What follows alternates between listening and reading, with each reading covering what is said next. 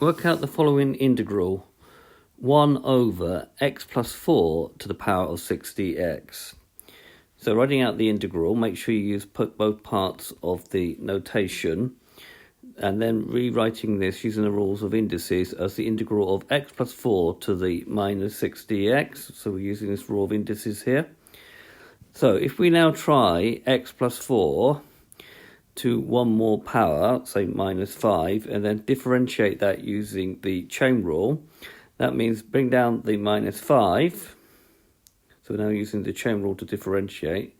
Bring down the minus 5, write down x plus 4, and reduce the power by 1 to get minus 6.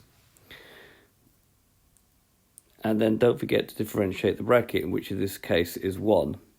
Well, we nearly got back to the same thing, except we had minus 5 times too much. So to compensate for this minus 5, what we need to do is go back to this and put in front a minus 1/5. And then if we differentiate this, we'll get back to what we started with, because the minus 5 will cancel out with the minus 1/5. So the answer to the integral is going to be minus 1 over 5 x plus 4 to the power of 5 plus c.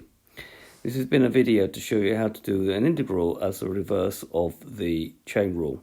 I hope you've understood, and I thank you very much for watching.